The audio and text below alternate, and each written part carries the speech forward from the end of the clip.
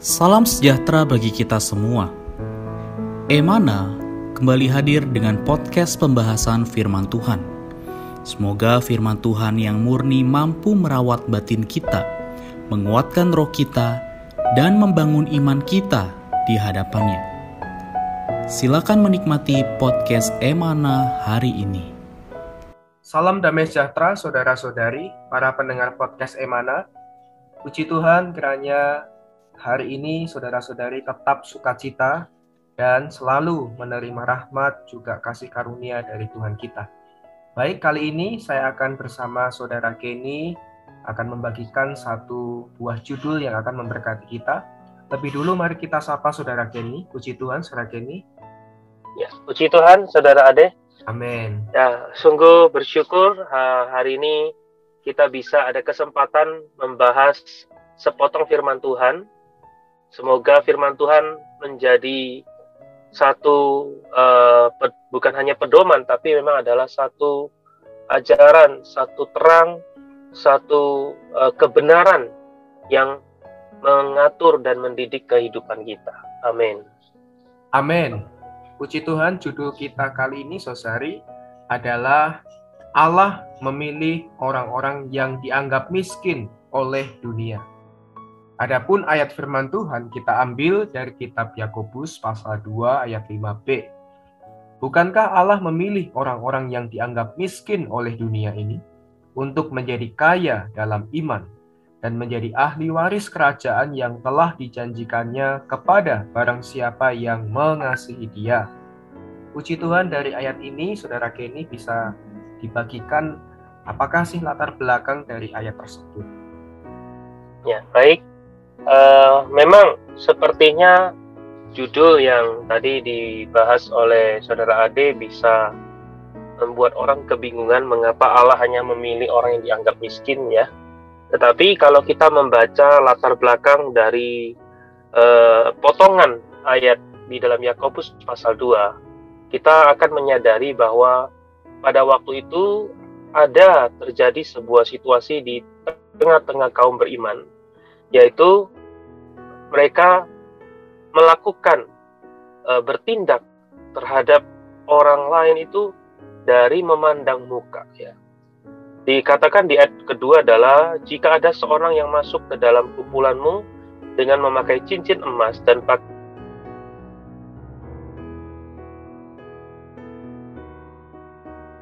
pakaian indah, dan datang ketiga dikatakan dan kamu menghormati orang yang berpakaian indah itu. Lalu selanjutnya dikatakan, sedangkan kepada orang miskin itu mereka dikatakan hanya dibiarkan berdiri dan duduk di lantai di dekat tumpuan kakinya. Jadi hal ini dikatakan oleh Rasul Yakobus di ayat 4 adalah bukankah kamu telah membuat perbedaan di dalam hatimu dan bertindak sebagai hakim dengan pikiran yang jahat. Nah, karena itulah baru dilanjutkan di ayat kelima yang tadi saudara Ari bacakan, yaitu dengarkanlah hai saudara-saudara yang kukasihi, bukankah Allah memilih orang-orang yang dianggap miskin oleh dunia ini untuk menjadi kaya dalam iman dan menjadi ahli waris kerajaan yang telah dijanjikannya kepada barang siapa yang mengasihi Dia. Jadi saudara-saudari yang terkasih di Emana Podcast ini, kita perlu menyadari bahwa sifat alamiah manusia yang jatuh ini adalah memandang yang luaran. Dan hal ini tidak terkecuali terjadi di tengah-tengah kaum beriman. Karena itulah, maka kita perlu Yakobus pasal 2 ayat 5 ini membawa kita kembali melihat bagaimana pandangan Allah. Allah tidak melihat yang di luar. Allah tidak mengukur menurut kekayaan materi.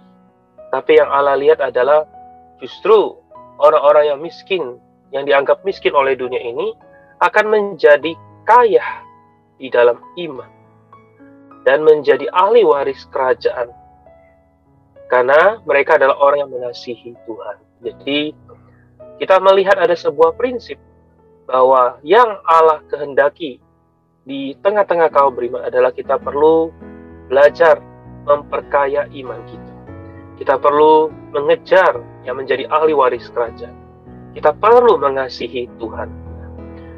Perkataan ini juga kita bisa lihat di beberapa contoh di dalam Alkitab Yaitu pertama adalah di dalam 2 Korintus 6 ayat 10, Paulus berkata, sebab orang miskin namun memperkaya banyak orang. Sebab orang tak bermilik sekalipun kami memiliki segala sesuatu. Ini adalah kisah pengalaman atau kesaksian Rasul Paulus. Memang secara luaran dia sepertinya miskin, banyak kekurangan, banyak kesengsaraan, banyak kesulitan. Tetapi di dalam ministrinya, dia memperkaya banyak orang. Demikian juga Rasul Petrus ketika dia bertemu dengan orang lumpuh, ya, supaya dia menyembuhkan orang lumpuh ini bisa berdiri dan berjalan, dia berkata, emas dan perak tidak ada padaku, tapi apa yang kupunya kuberikan kepadamu. Dalam nama Yesus Kristus orang Nazaret itu, bangkit dan berjalan. Artinya, Petrus tidak mempunyai emas dan perak, tapi yang dia punya adalah Kristus. Saudara-saudari, hari ini apa yang kita punya, apa yang perlu kita banggakan, bukanlah hal yang di luar, bukanlah kekayaan yang materi, tetapi yang perlu kita kejar, yang perlu kita banggakan adalah Kristus, adalah kelimpahan. Itulah sebabnya Tuhan bersabda kepada gereja di Smyrna, aku tahu kesusahanmu dan kemiskinanmu, namun engkau kaya. Puji Tuhan, ya semoga setiap kita belajar membawa, melihat tidak di secara luaran, tapi yang kita kejar adalah Kristus itu sendiri.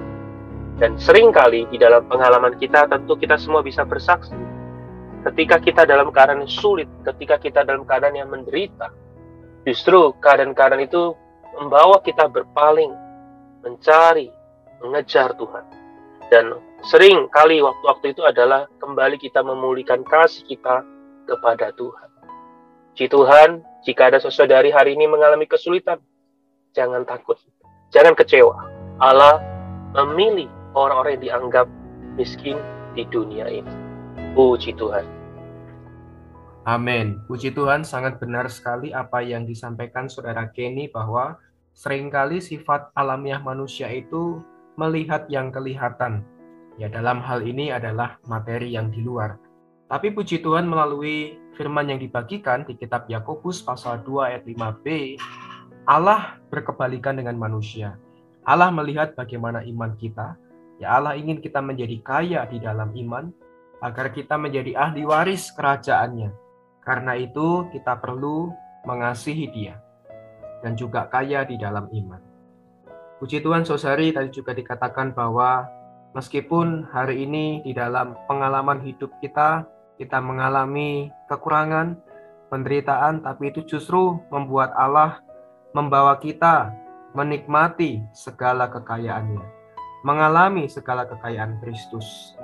Sehingga saudara-saudari, meskipun kita miskin pada lahiriah, namun kaya pada batiniah. Sekalipun miskin dalam hal materi, tetapi kaya di dalam hal rohani. Kiranya firman Tuhan kali ini sungguh memberkati, juga mendorong, menguatkan saudara-saudari dimanapun saudara-saudari berada. Puji Tuhan, untuk mengakhiri podcast kita kali ini, Saudara Kenny bisa memberikan perkataan dorongan kesimpulan, juga nanti dimohon bisa mendoakan saudara-saudari para pendengar podcast dimanapun mereka berada.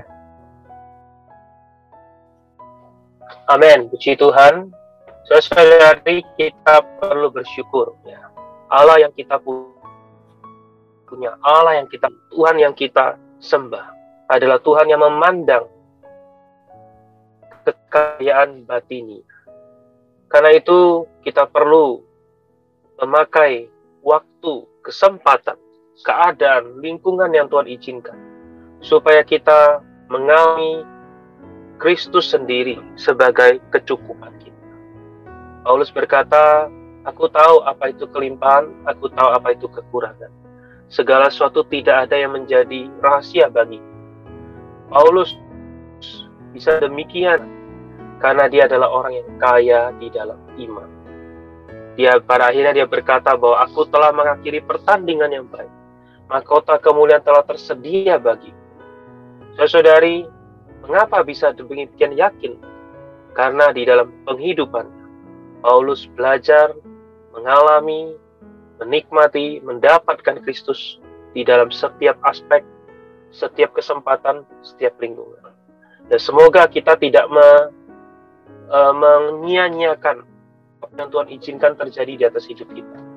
Marilah kita bersama-sama mengejar Tuhan kita, mengasihi Dia dengan segenap hati kita, segenap pikiran kita, segenap akal budi kita, segenap tenaga kita. Ya. Puji Tuhan, mari kita berdoa. Tuhan, kami mengucap syukur, Kau adalah Allah yang memandang yang di dalam. Amin. Kau tidak memandang menurut ukuran yang di luar. Kau tidak memandang menurut materi.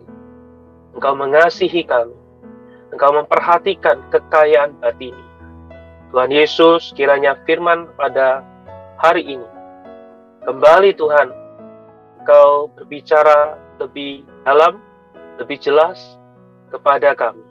Sehingga kami menjadi orang yang bangkit, mengasihi Tuhan.